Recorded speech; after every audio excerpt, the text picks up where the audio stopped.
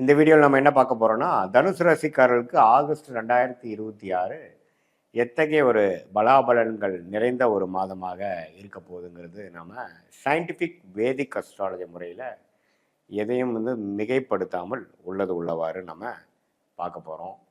இப்போ பார்த்தீங்கன்னா, தனுசு ராசிக்கு 2026 எப்படி வருது, அதாவது ஆகஸ்ட் மாதம் எப்படி வருதுன்னு பார்க்கும் பொழுது, இப்போது ராசி அதிபதியே பார்த்தீங்கன்னா 8ஆம் இடத்துல இருக்கிறார், சனி 4ஆம் இடத்துல இருக்கிறார், அதே மாதிரி ராகு 3ஆம் இடத்திலும் கேது 9ஆம் இடத்திலும் இருக்கிறார்.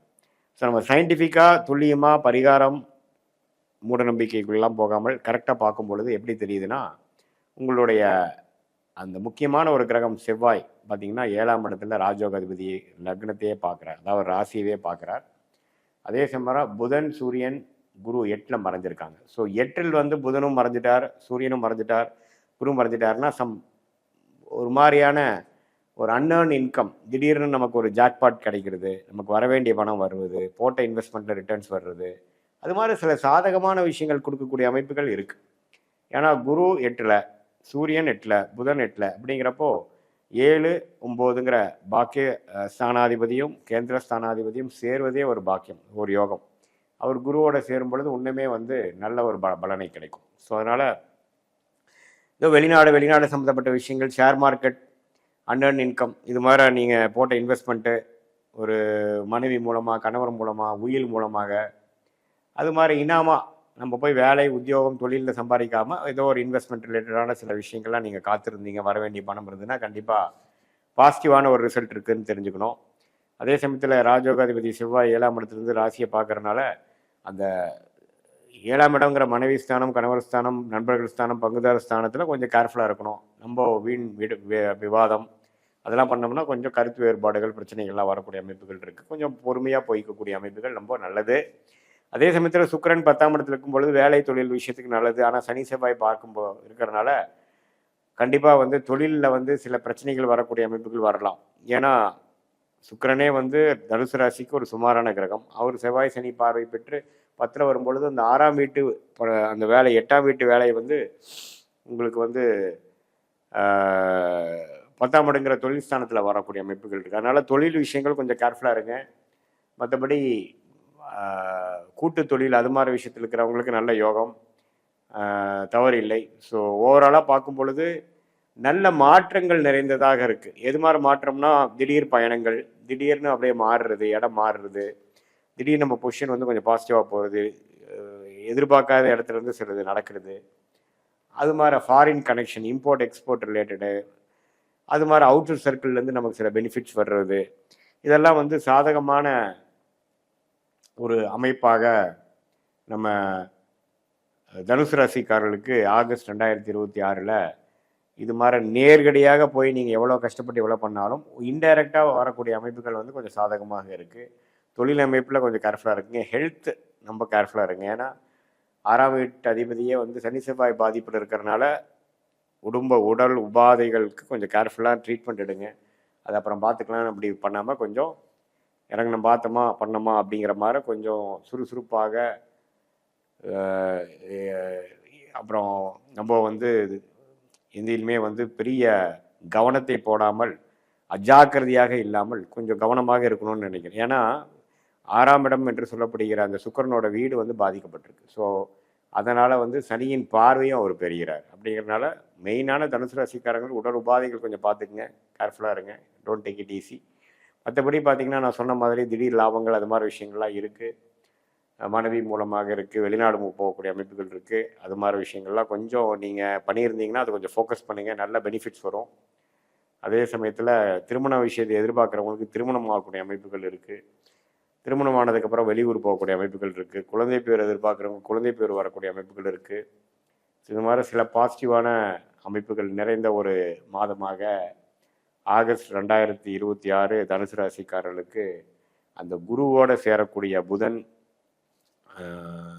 சூரியன், அதே மாதிரி ராஜயோகாதிபதி செவ்வாய் ராசியை பார்க்குறது, இது எல்லாமே ஒரு அற்புதமான ஒரு காலகட்டங்கள். அதை நீங்கள் கண்டிப்பாக யூஸ் பண்ணிக்கணும்.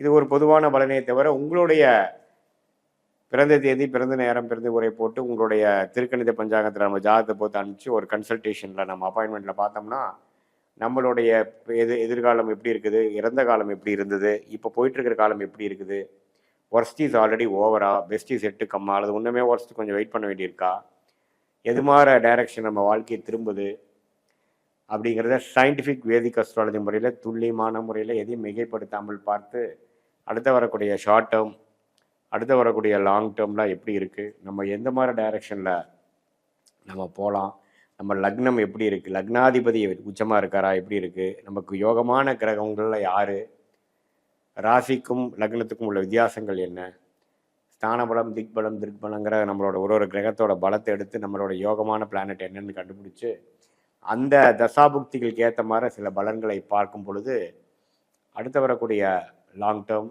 ஷார்ட் டேர்ம், அப்புறம் நீங்கள் எடுக்கக்கூடிய டெசிஷன்லாம் வந்து எது நமக்கு பெஸ்ட்டு டெசிஷனாக வருது, நமக்கு முன்னாடி இருக்கக்கூடிய சாய்ஸில் வந்து எது மாதிரி சாய்ஸ் நம்ம எடுக்கலாம், எது மாதிரி சாய்ஸ் வந்து நமக்கு சரி வராது அப்படிங்கிற மாதிரி விஷயங்கள்லாம் துல்லியமாக நம்ம பார்த்து எதையும் நம்ம வந்து மிகைப்படுத்தாமல் உள்ளது உள்ளவாறு அந்த நமக்கு ஏற்றமான ஒரு விஷயங்கள் வந்து ஸோ அது மாதிரியான விஷயங்கள்லாம் நம்மளோட ஜாதகத்தில் பார்த்து அது தகுந்த முடிவுகளை எடுக்கும் பொழுது நம்மளுடைய கர்மா என்ன சொல்கிறது, நம்மளோட யோகமான கிரகம் என்ன, நம்மளோட யோகமான துறை என்ன, வியாபாரமா, வேலையா, அல்லது வேலைன்னு வந்துட்டோம்னா எது மாதிரி வேலை, டெக்னிக்கல் வேலையா, அட்மினிஸ்ட்ரேஷன் வேலையா, அல்லது உயர் படிப்பு வந்து நமக்கு என்ன வரும், என்ன துறை, என்ன துறையில் போனால் நம்ம ஜெயிக்கலாம், அடுத்தடுத்த திசைகள் எதை காட்டுது, வேலையா தொழிலா, அது மாதிரி விஷயங்கள்லாம் நம்ம முடிவு பண்ணி அதே மாதிரி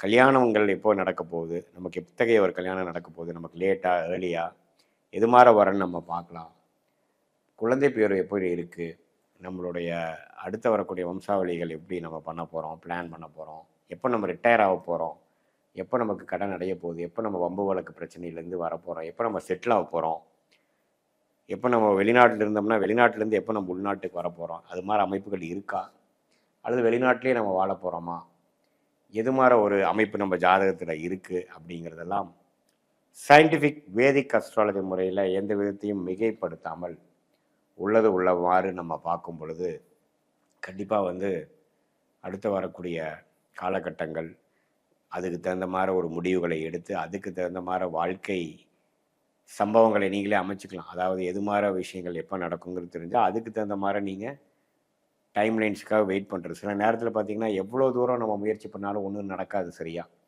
சில நேரத்தில் நம்ம எதிரே பார்க்க மாட்டோம், அது டக்குன்னு நடந்துடும்.